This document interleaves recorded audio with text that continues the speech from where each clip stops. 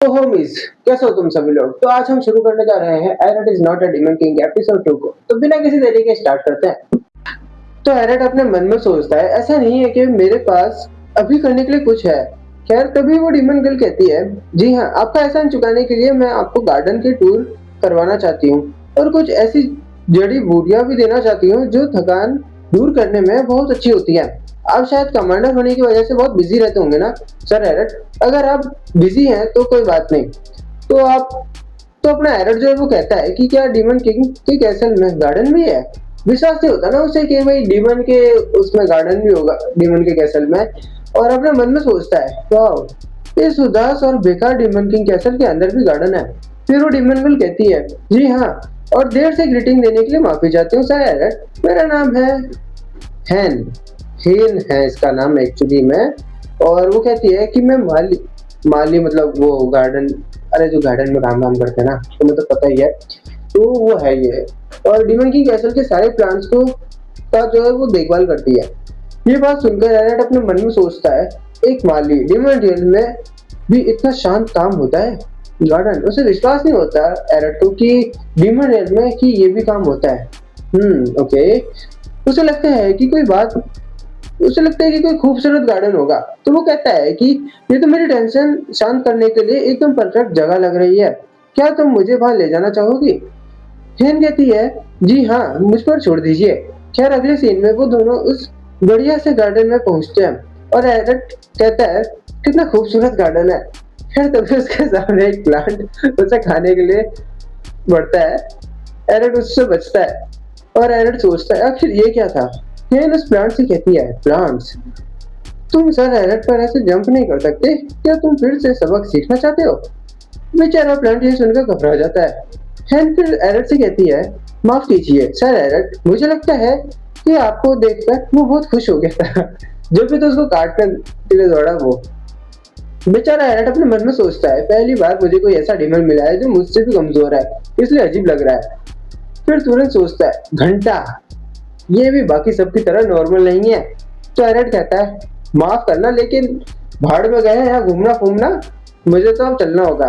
ये सुनकर बेचारी हेन कहती है, लेकिन अगर आप और अंदर जाओगे तो और भी जबरदस्त प्लांट दिखेंगे, वो भी जबरदस्त। एरट की फट चुकी होती है। एरट पीछे हटते हुए कहता है, अरे बस इसलिए तो नहीं जाना चाहता मैं। फिर संभालते हुए कहता है सही से, अरे मेरा मतलब है कि मुझे अभी जीरो कॉप्स की ट्रेनिंग ग्राउंड जाना है। मैं काफी टाइम से उनसे दूर था, इसलिए मुझे उनसे मिलना चाहिए। और इतना कहकर वो वहां से भाग जाता है। हेन कहती है, वो चले गए। जिस तरह वो इतनी जल्दी में गए, लगता है वो सच में बहुत बिजी होंगे। खैर तभी प्लांट्स को कुछ महसूस होता है।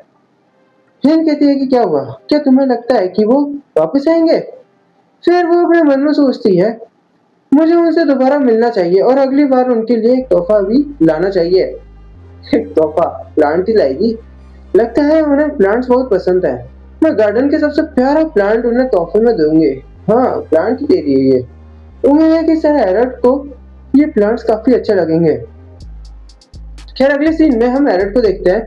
वो कहता है, अभी तक मेरे रोंगटे खड़े हो रहे हैं। मैं कितना बेवकूफ था जो मैंने सोचा कि डीमन किंग कैसल में कोई नॉर्मल भी होगा। उसकी सबसे बड़ी गलती थी, उसको लगा कि हेन जो है वो एक नॉर्मल डीमन है और घंटा कोई नहीं है नॉर्मल।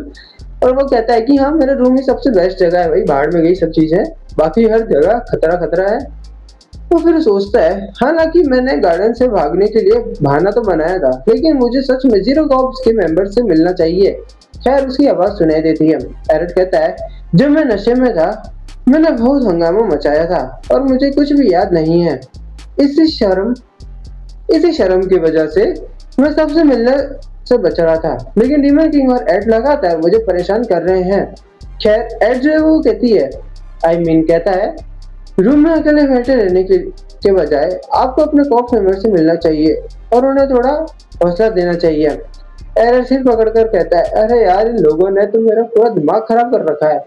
खैर फिर वो अपने रूम में आता है और कहता है, मैं ये सब सोच रहा था लेकिन यहाँ तो कोई भी नहीं है। क्या यहाँ कहीं बैठने की जगह है? फिर वो एक लड़की की तलवार देखता है, लकड़ी की तलवार देखता है और कहता है, क्या ये लोग इसी से ट्रेनिंग करते हैं? उसकी आवाज सुनाई देती है, मॉन्स्टर सब्जुगेशन के दौरान मैं पूरी तरह नशे में था और मुझे कुछ भी याद नहीं। शायद ये खुद को जांचने के अच्छा मौका होगा। खैर वो तलवार उठाता है, लेकिन उसे संभाल नहीं पाता और तलवार नीचे गिर जाती है। उसके लिए वो तलवार बहुत भारी होती है। लकड़ी की तलवार उसे काफी भारी लग रही है। शर्म की बात है। और वो कहता है, हाँ बचपन से ही मैं लकड़ी की तलवार तक मुश्किल से उठा पाता था। उसकी बॉडी इतनी कमजोर है। लोहे की तलवार तो बहुत दूर की बात है। ये मेरी शराफत ताकत है। मतलब उसकी बॉडी इतनी वीक है तो उसको लगता है कि कर्स वगैरह होगा आई गेस।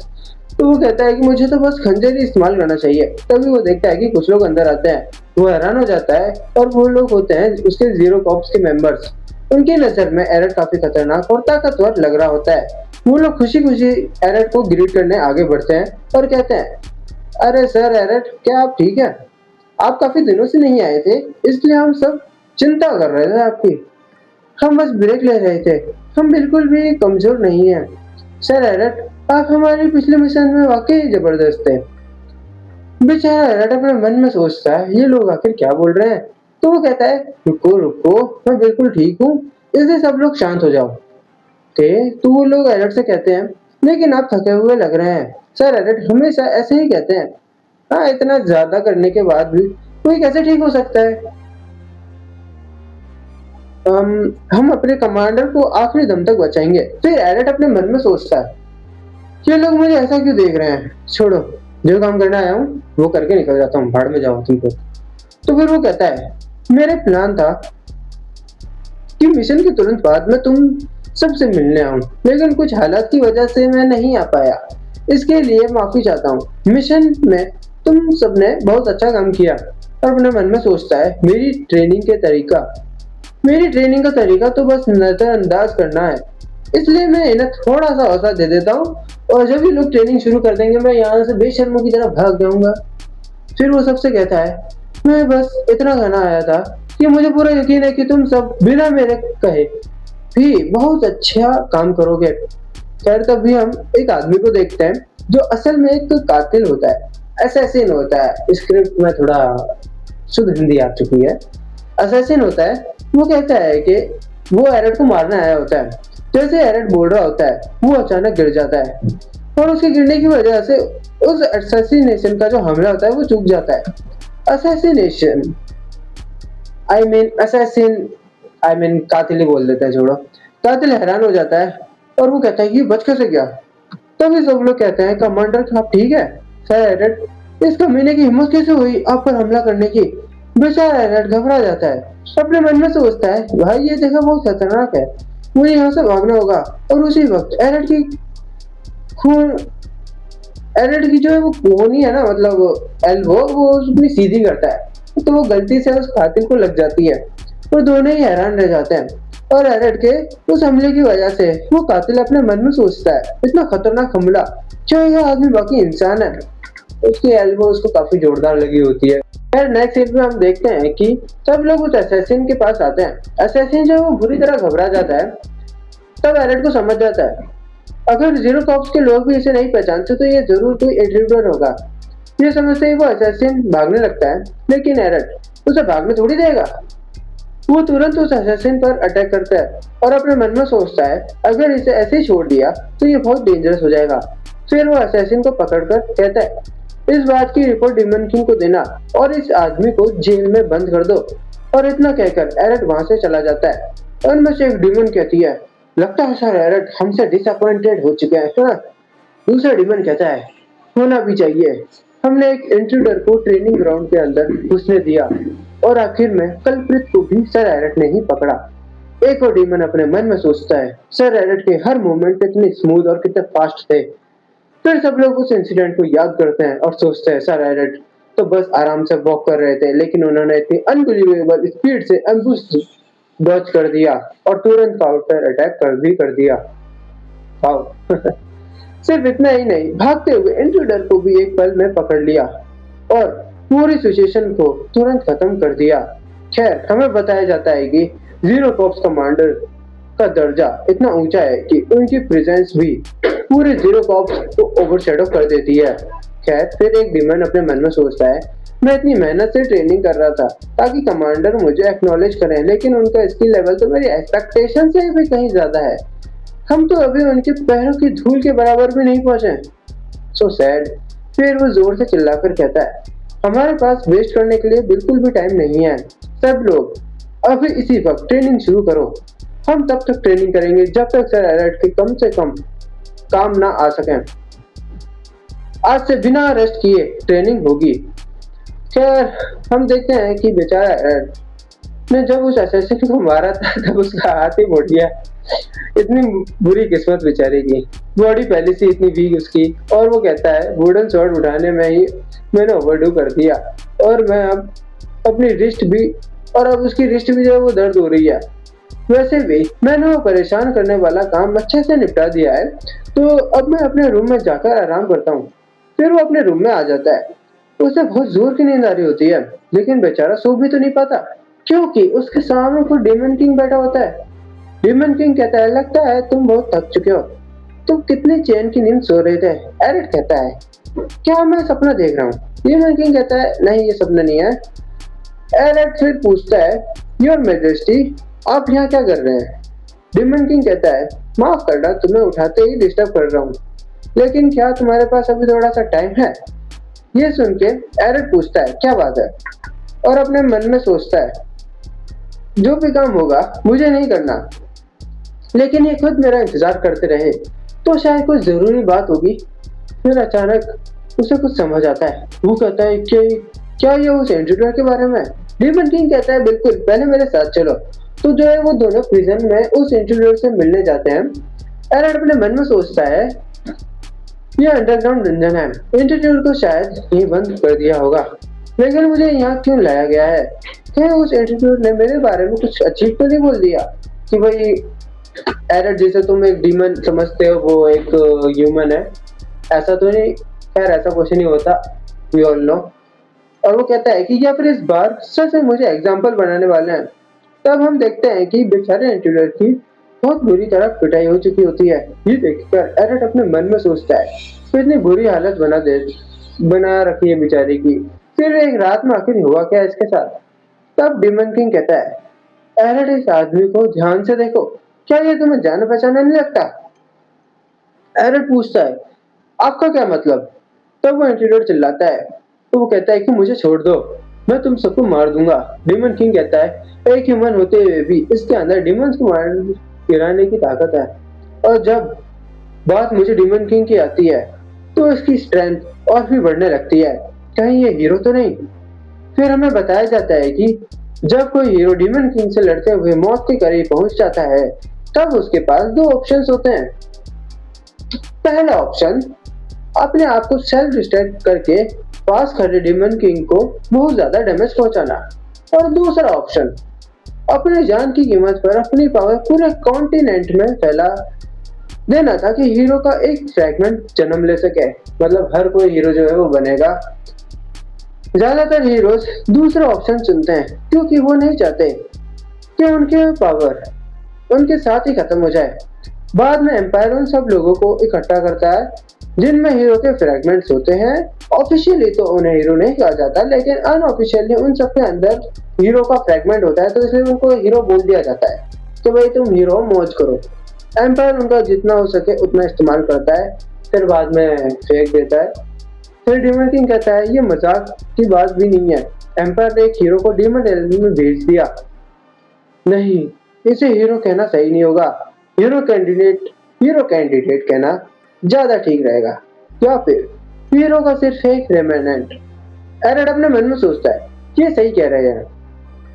अगर ये एम्पायर का ऑफिशियली एक्नॉलेज्ड हीरो होता तो इतना वीक नहीं होता, लेकिन फिर भी ये एक हीरो है, इसे डिस्पोजल फोन समझना बेवकूफी होगी। क्या बेइज्जती है डिस्पोजल फोन। आखिर एम्परर के दिमाग में चल क्या रहा है? फिर एरिक डेमन किंग से कहता है, योर मैजेस्टी। डेमन किंग कहता है, हाँ बोलो। लेकिन डेमन किंग समझ जाता है कि एरिक इस मैटर को लेकर सीरियस है। फिर एरिक कहता है, प्लीज मुझे इस आदमी से अकेले में बात करनी है। डेमन किंग तुरंत समझ जाता है और कहता है, ठीक है, मैं बाहर तुम्हारा इंतजार करता हूँ। और एरिक कहता है, जी। और अपने मन में सोचता है, ना इसके पास कोई मैसेज था और इसने सिर्फ मुझे ही टारगेट किया, लेकिन क्यों? सोचने वाली बात है। आखिर ये सोच क्या रहा है? तब वो इंट्रूडर गुस्से से कहता है, डियोन हार्ट तू गद्दार कमीने, और फिर जोर से चिल्लाता है, तुमने एम्परर हुआ, तूने पहले एम्परर का ट्रस्ट जीता, एम्पायर का हीरो बना और फिर एम्पायर से धोखा करके डीमन रियल्म के साथ जुड़ गया। क्या तुम्हें लगा कि तुम? तब एरेट हंस पड़ता है और कहता है, मैंने सोचा भी नहीं था कि वो मुझे मैसेज देने के लिए इतना अजीब तरीका यूज करेगा। इंट्रूडर हैरान होकर कहता है, क्या? एरेट कहता है, ठीक है, तुम भाई अमेंडन कौन हो, है ना? इंट्रूडर गुस्से में कहता है, बकवास बंद करो, मुझे खुद एम्परर ने इस गद्दार को खत्म करने को इम्पोर्टेंट मैसेज दिया है। एरेट कहता है, नहीं, सबसे बड़ा प्रूफ यह है कि तुम मुझे ट्रेटर कह रहे हो। आखिर तुमसे ऐसा कौन सा गुनाह हो गया कि एम्परर ने तुम्हें छोड़ दिया और तुम्हें यहाँ मरने के लिए भेज दिया? इंट्रूडर कहता है, क्या मतलब है तुम्हारा छोड़ दिया? एरेट कहता है, हिज मैजेस्टी को सब कुछ पता है, मैं डीमन रियल्म में क्यों आया हूँ और मेरा असली ऑब्जेक्टिव क्या है, उन्हें सब कुछ पता है। इंट्रूडर हैरान होकर कहता है, तो क्या उन्होंने सच में?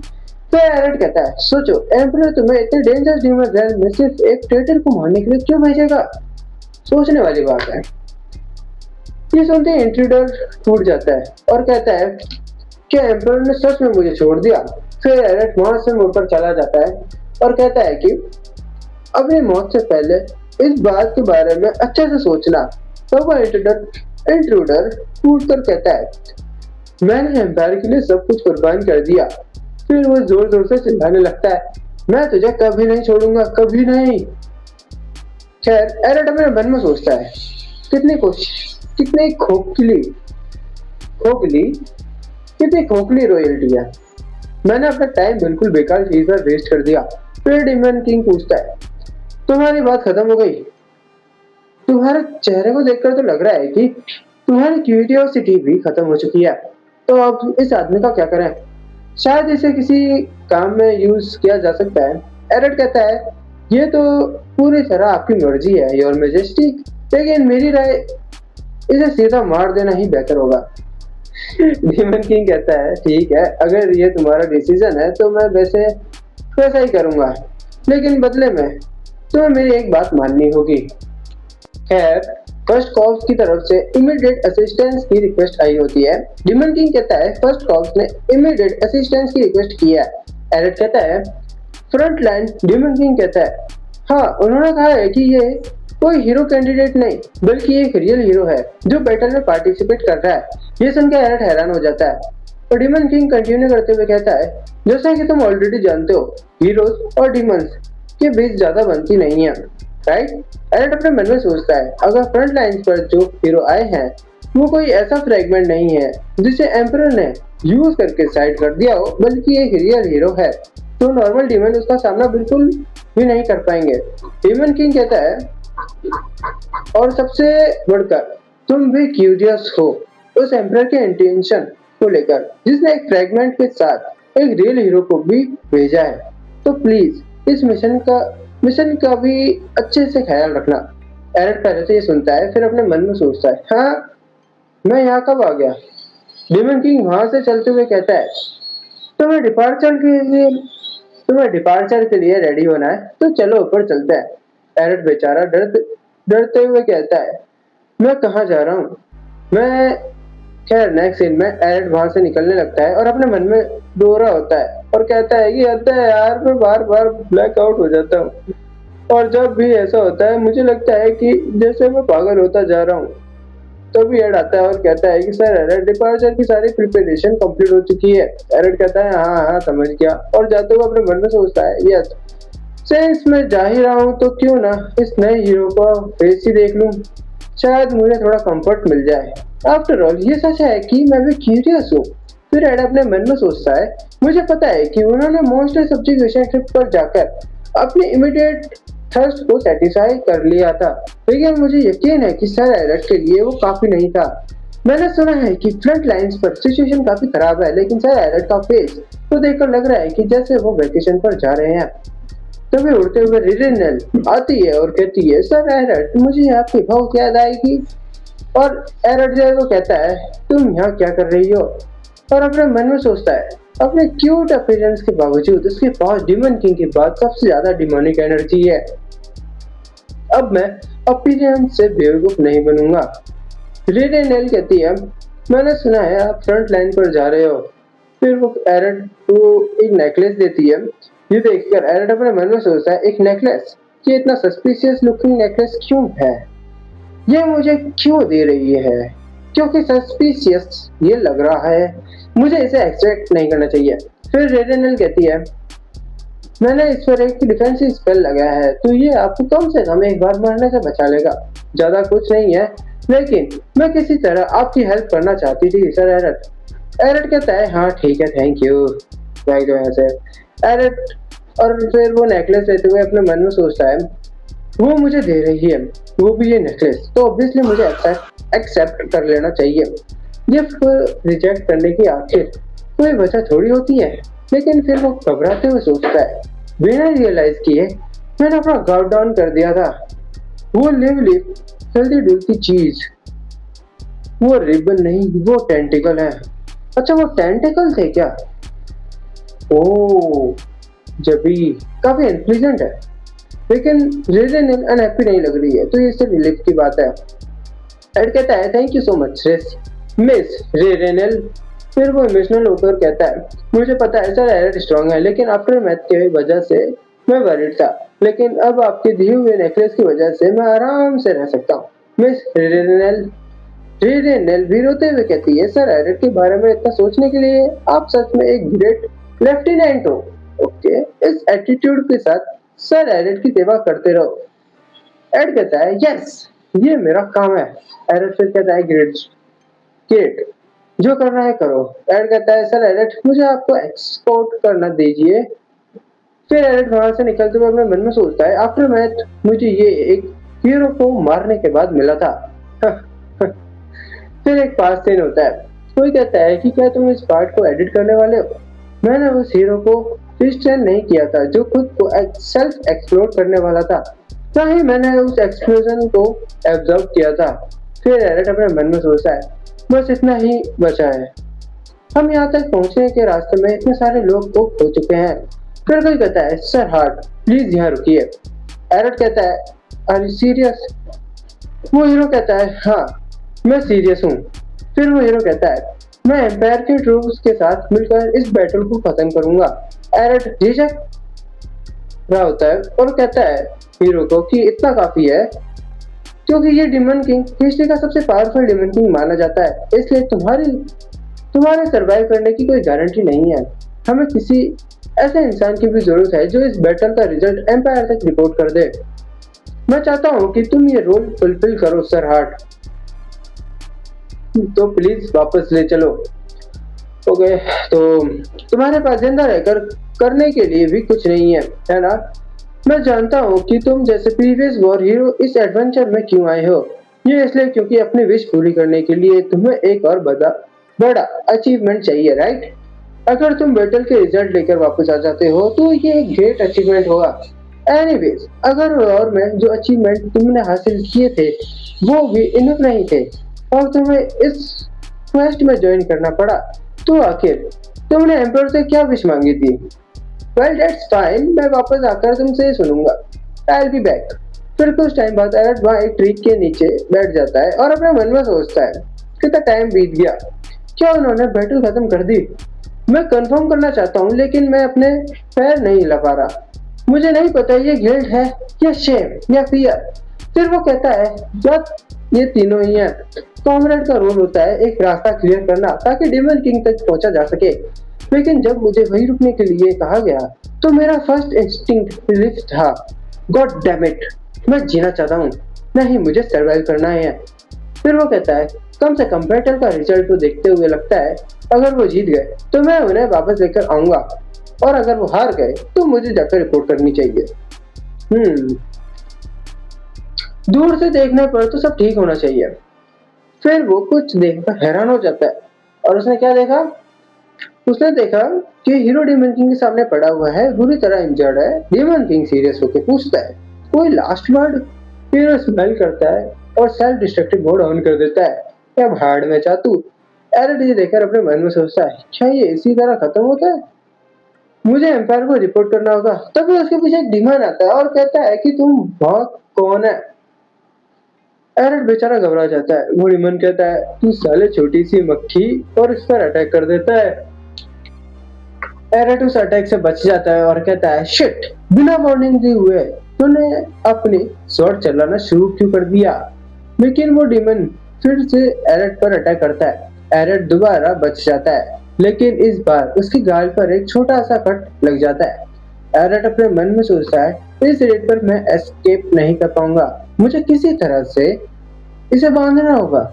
एरिट उस डीमन को बांधने के लिए आगे बढ़ता है और चूहे की तरह इधर उधर भागने लगता है।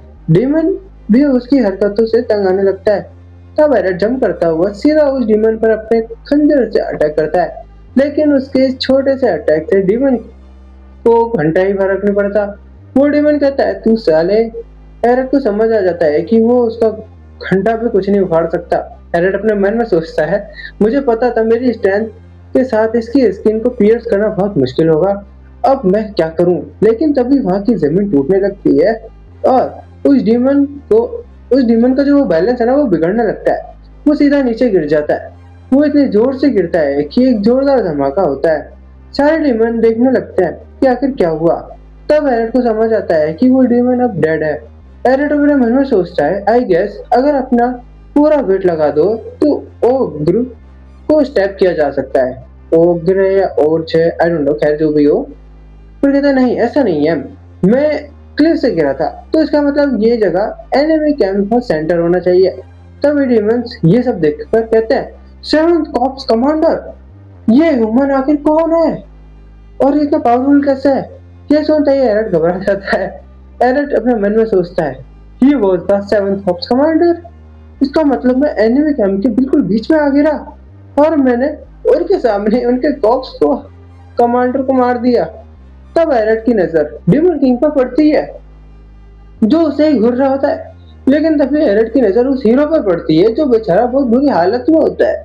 हीरो कहता है, तुम यहाँ क्या कर रहे हो? तुम तुम पहले से पता है ना, तुम्हें पहले से पता था कि मैं सेल्फ डिस्ट्रक्ट करने वाला हूँ, तो तुम यहाँ क्यों आए? एरिट कहता है, भाई आई एम सॉरी, मैं बस अपना ड्यूटी फुलफिल करना चाहता था। हीरो बेचारा कहता है, मुझे सच में उम्मीद थी कि कम से कम तुम सरवाइव करोगे। तब एरिट को समझ आता है कि हीरो ने अपना सेल्फ डिस्ट्रक्टिंग रोक दिया है। एरिट अपने मन में सोचता है, बाकी दुनिया के सामने जिस तरह ये जाना जाता है कि उसके बिल्कुल ऑपोजिट ये आदमी रिडिक्यूलसली काइंड और लॉयल है। काश तुम नेक्स्ट हीरो बन पाते। बेचारा हीरो कहता है, वर्ल्ड क्या तुम देख रहे हो, ये मेरी लास्ट रिक्वेस्ट है, तो प्लीज उस आदमी को जिंदा रहने देना। फिर हीरो अपनी ताकत एरिट को देने लगता है और कहता है, प्लीज इसे कम से कम एक फ्रेगमेंट दे दो। ओह, डीमन किंग की आंखें बड़ी हो जाती है। वो कहता है, डेड लाइट, ये सेल्फ डिस्ट्रक्शन नहीं लगती। क्या हीरो अपनी पावर ट्रांसफर करने की कोशिश कर रहा है? नहीं हो सकता, ये पॉसिबल कैसे है?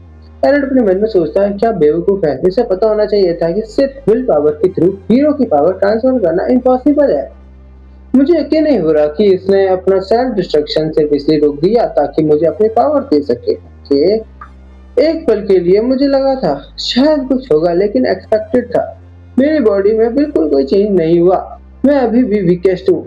तभी एक डीमन कहता है, आखिर ये क्या था? क्या उस ह्यूमन ने हीरो को मार दिया? मुझे लगता है हाँ, उसने हीरो को सेल्फ डिस्ट्रक्ट करने से रोक दिया और उसे मार दिया। ये इनक्रेडिबल है, लेकिन मुझे लगता है कि ये ट्रेमेंडस एगोनी में है। I don't know what the meaning, I don't know इसका मतलब क्या होता है ट्रेमेंडस एगोनी का। सर्च करेंगे कभी। तो हम तो आगे कंटिन्यू करते हैं। अगर इसने हीरो का अटैक का पूरा ब्रंट झेला है, तो इसका ठीक रहना इम्पॉसिबल है। इम्पॉसिबल है उसका ठीक रहना। एरिट खून खांसते हुए अपने मन में सोचता है, हाँ, मैं फिर वॉमिट कर रहा हूँ। क्या ये क्लिफ से गिरने की शौक की वजह से? मैं अब इससे कोई फर्क नहीं पड़ता। वैसे अब क्या लिखा हुआ है, वैसे अब इससे कोई फर्क नहीं पड़ता। मैं इन सारे डिमंस के बीच से नहीं निकल पाऊंगा। लगता है ये मेरा एंड है। इतनी मुश्किल से सरवाइव करने के बाद डीमन किंग कहता है, वाह, तुम ऐसी सिचुएशन में कैसे बच सकते हो? है, तुम्हारा नाम क्या है? एरिक अपने मन में सोचता है, मुझे नहीं पता इसका इंटेंशन क्या है, लेकिन मुझे यकीन है कि इसे खुश रखना ये मेरी बेस्ट इंटरेस्ट में है। और एरिक कहता है, मेरा नाम है डियोन हार्ट। डीमन किंग कहता है, गुड, मुझे ये पसंद आया। क्या तुमने कभी डीमन आर्मी ज्वाइन करने के बारे में सोचा है?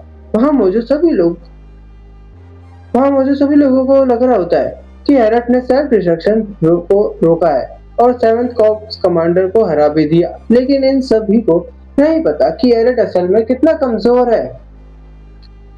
एरिक तो घबरा रहा होता है और अपने मन में सोचता है, यस, मैं डीमन आर्मी ज्वाइन करूंगा। आखिर ये चाहता क्या है मुझसे?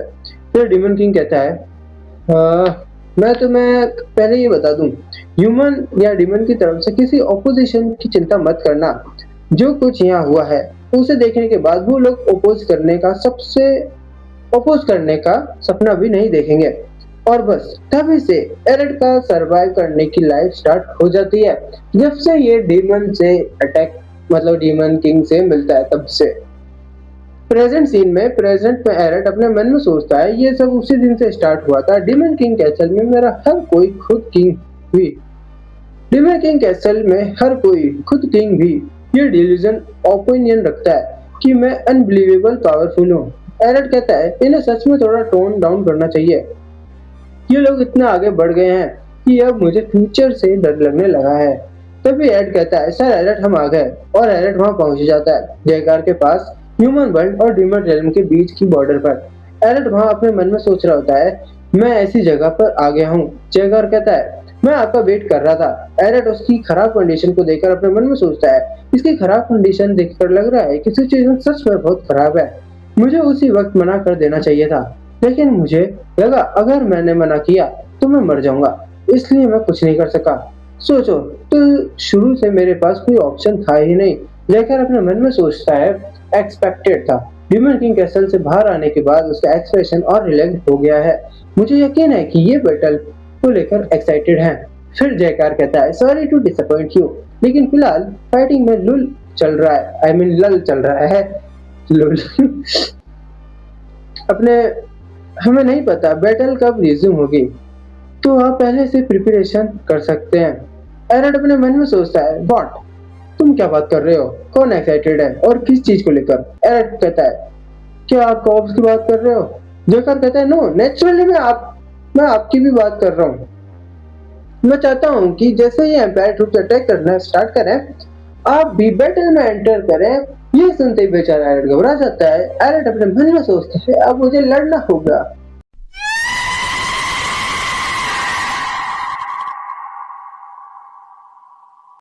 यार नेक्स्ट दिन में हम ह्यूमन वर्ल्ड फ्रंट लाइन पर एम्पायर के ब्रेक बैरेक्स में पहुंचते हैं। वहीं कमांडर एक हीरो को रिपोर्ट दे रहा होता है। कमांडर कहता है, according to our squad, zero corps commander battle में पार्टिसिपेट करेगा। ये न्यूज मिलने की वजह से डीमन किंग्स ट्रूप कल से काफी हाई स्पिरिट में है। On the other hand empire troop, hero कहता है, स्टॉप, दैट्स इनफ। और अपने मन में सोचता है, हाँ क्या हेडक है यार, ये इनफेमस बास्टर्ड यहाँ क्यों आ गया? फिर वो जीरो कॉप्स कमांडर के बारे में सोचता है। Zero corps commander demon king का जोकर है और वो प्रेजेंस जो फर्स्ट कॉप्स कमांडर से भी ज्यादा आउटस्टैंडिंग मानी जाती है, जबकि फर्स्ट कॉप्स कमांडर को सपोजिटली सारे 12 कमांडर में सबसे स्ट्रांग माना जाता है। कमांडर पूछता है, तो अब हमें क्या करना चाहिए? अगर ये सच है तो हमारी विक्ट्री की कोई गारंटी नहीं है। हीरो कहता है, हम एक असैसिन भेजेंगे। कमांडर हैरान होकर कहता है, एक असैसिन, वो भी जीरो कॉप्स कमांडर के लिए?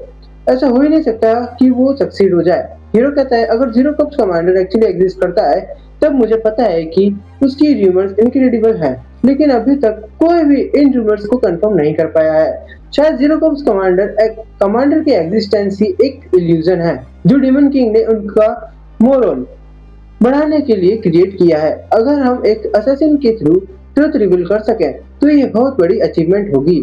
जीरो कॉप्स कमांडर के बारे में इंफॉर्मेशन को प्रायोरिटी दो।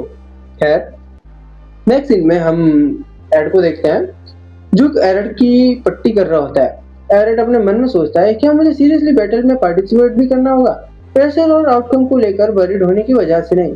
मैंने कभी जीरो कॉप्स कमांडर की पोजीशन को प्रेजेंट नहीं किया, लेकिन आज मुझे ये पोजीशन जो मैं होल्ड करता हूँ उसे सच में नफरत हो रही है। एड कहता है, sir Eric, are you not feeling well? आपकी पट्टी करना मुश्किल हो रहा है क्योंकि आप इतना ज्यादा कांप रहे हैं। एरर कहता है अरे नहीं ऐसा नहीं है। एड कहता है ठीक है फिर मैं कंटिन्यू करता हूँ। एरर कहता है एड तुम्हें इतनी केयरफुली करने की जरूरत नहीं है। और अपने मन में सोचता है मैं बस नए हीरो का फेस चेक करूंगा और फिर रिट्रीट कर जाऊंगा। ये कैसी लुक है? ये मुझे ऐसा देख रहा है जैसे मैं रिडिक्यूलस हूँ। एड कहता है आप क्या बात कर रहे हो? हमें नहीं पता बैटल कब स्टार्ट होगी। ह्यूमन वर्ल्ड बिल्कुल हमारे सामने है और उनका सन अप हो चुका है इसलिए मुझे यूजुअल से ज्यादा केयरफुली आपकी पट्टी करनी होगी। अब सच में अपना ख्याल नहीं रखते। फिर एड अपने मन में सोचता है ये अच्छा है कि वो मेरी केयर करता है और मेरे साथ अच्छा बिहेव करता है लेकिन मुझे समझ नहीं आता कि ये बिना किसी कंप्लेंट के मेरे साथ है कैसे बना हुआ है। पैरेट अपने मन में सोचता है लेट्स सी मुझ में आखिर ऐसी क्या चार्मिंग बात है। मैं ब्लड वॉमिट करता हूँ और आसानी से फेंट हो जाता हूँ और अगर मेरी बार बेयर स्किन ज्यादा देर तक सनलाइट में एक्सपोज रहे तो वो भी जलना शुरू कर जाती है। इतना वीक है ये। किसी भी एंगल से देखो मैं बस एक यूजलेस वीक ह्यूमन ट्रैश हूँ। फिर एड मेरे वाइस कमांडर के रूप में क्यों बना हुआ है? क्या एड नहीं बल्कि एंजल है? एड कहता है इसके साथ हमें सारे ह्यूमंस को बिना किसी टेंशन के वाइप आउट करना होगा। एड अपने मन में सोचता है बिल्कुल नहीं। एड कहता है जब तक ये फटेगा नहीं ये खुद को रीस्टोर भी कर लेगा I guess I mean. Ed कहता है हाँ मैंने सुना। उसने मेरी आईज नोज और माउथ के आसपास ट्रांसपेरेंसी के लिए भी एक स्पेल लगा दिया है। और अपने मन में सोचता है डेमन किंग इसके बारे में इतना ब्रेक कर रहा था। एड कहता है जिस तरह से वो बिना किसी लिमिट के अपनी मैजिक यूज कर रहे हैं हिज मैजेस्टी आपको सच में बहुत ट्रेजर करते हैं सर एरड। एरड अपने मन में सोचता है क्या ये इसलिए नहीं क्योंकि डेमन किंग मैजिक से ओवरफ्लो कर रहा है इसलिए वो इसे हर जगह यूज करता रहता है। खैर हमें बताया जाता है कि मैजिक एक ऐसी चीज है जो वर्ल्ड के रेगुलेशन को वायलेट करती है। डीमंस की मैजिक लिमिटेड होती है और मैजिक में स्पेंड की गई डिमोनिक एनर्जी रिकवर नहीं की जा सकती। डीमन की जो मैजिक है ना वो लिमिटेड होती है और जो डिमोनिक एनर्जी होती है वो स्पेंड नहीं की जा सकती, रिकवर नहीं की जा सकती आई मीन।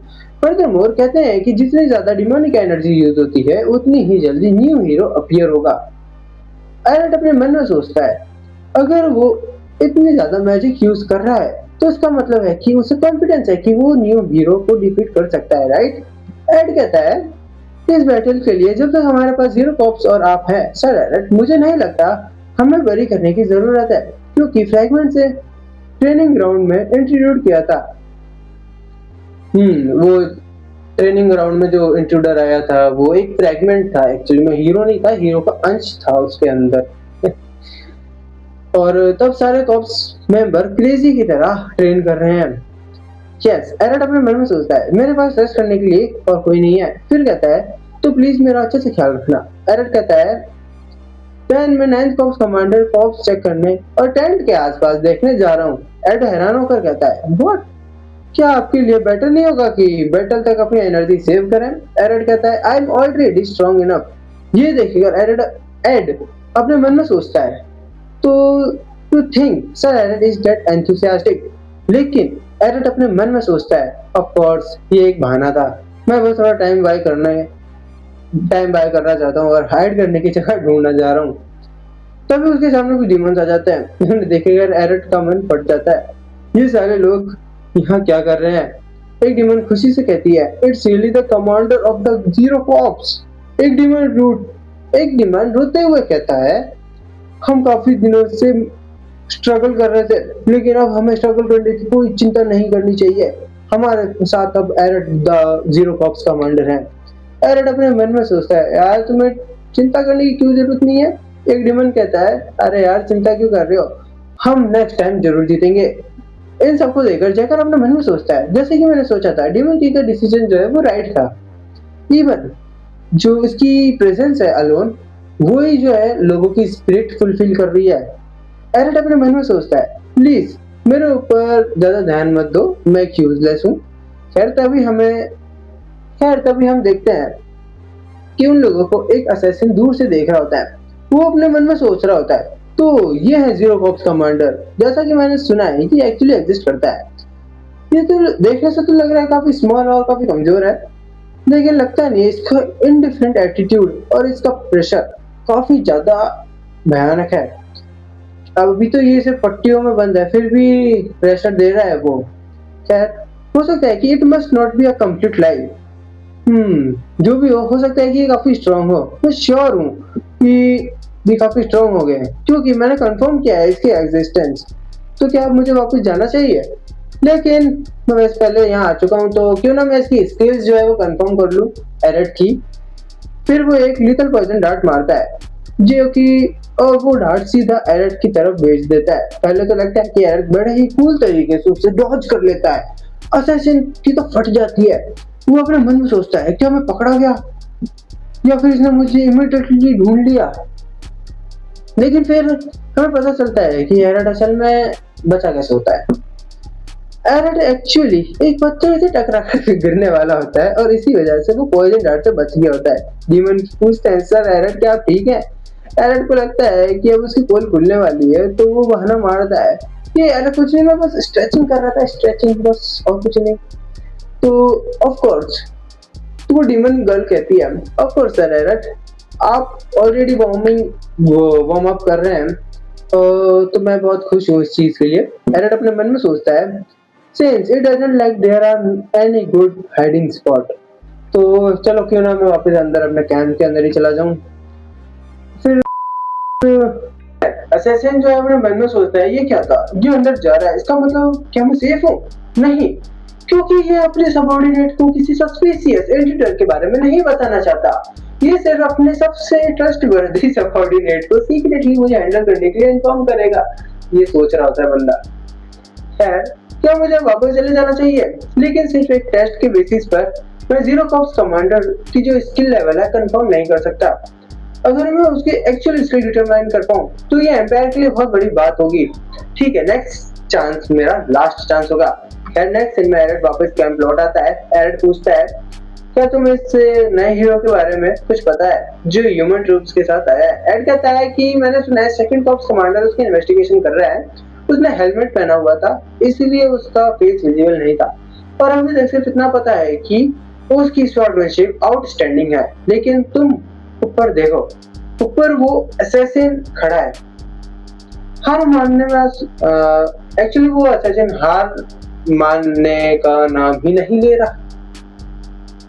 हार मानने का नाम ही नहीं ले रहा वो असैसिन। उसकी फट रही होती है और वो अपने मन में सोचता है, क्या ये मेरे बारे में बात करने वाला था? ये अचानक सर क्यूल के बारे में क्यों पूछ रहा है? क्या इसने ऑलरेडी ये फिगर आउट कर लिया है कि सर क्यूल ने ही मुझे भेजा है?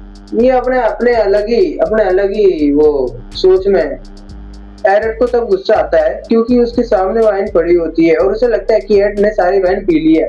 एड समझ जाता है कि क्या है, और वो कहता है कि ऐसा नहीं है जैसा आप सोच रहे हैं, मैं इसे आपके लिए निकाल कर रख रखा था। एरट पूछता है, तो क्या मैं इसे पी सकता हूँ? एड कहता है कि हाँ, क्योंकि ये बैटलफील्ड है, अपनी नर्व्स को थोड़ा रिलैक्स करने के लिए ड्रिंक करना ठीक है। एरट कहता है, मेरा ख्याल है तुम सही कह रहे हो। वैसे भी इस बैटल के दौरान वो जितना चाहे उतना भाग सकता है। एरट अपने मन में सोचता है, मुझे लगा जैसे मैं कुछ सुना। एड भी पूछता है, क्या हुआ, कोई है? हम असैसिन को देखते हैं। वो अपने मन में सोच रहा होता है, क्या बेवकूफ है, पत्थर जो मैंने फेंका था उससे इसका ध्यान भटक गया। अच्छा हुआ इसने ये नोटिस ही नहीं किया कि मैंने इसकी ड्रिंक में पॉइजन मिला दिया है। सबसे डेडली पॉइजन तो सिर्फ 1 घंटे में ही तुम्हें तुरंत ऊपर पहुंचा देगा। तभी एरट ग्लास को पीने वाला होता है। असैसिन अपने मन में सोचता है, हाँ ये जीरो कॉप्स कमांडर का एंड है, मर जा। लेकिन तभी एरट वही रुक जाता है, वो पूरी ड्रिंक नहीं पीता। एड पूछता है, सर क्या हुआ?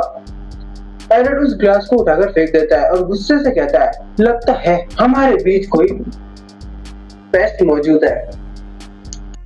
तो गाइस, ये रही आज की वीडियो। तो आई होप तुम लोगों को बहुत पसंद आई होगी। मैंने भी खूब मेहनत से बनाई है। तो पसंद आया तो लाइक और सब्सक्राइब जरूर करना। तुम्हें पता है ना कि कर देना चाहिए, तो थोड़ा भला होता है अपने जैसे लोगों का ऐप। तो मैं मिलता हूँ तुमसे नेक्स्ट वीडियो में, तब तक के लिए गुड बाय।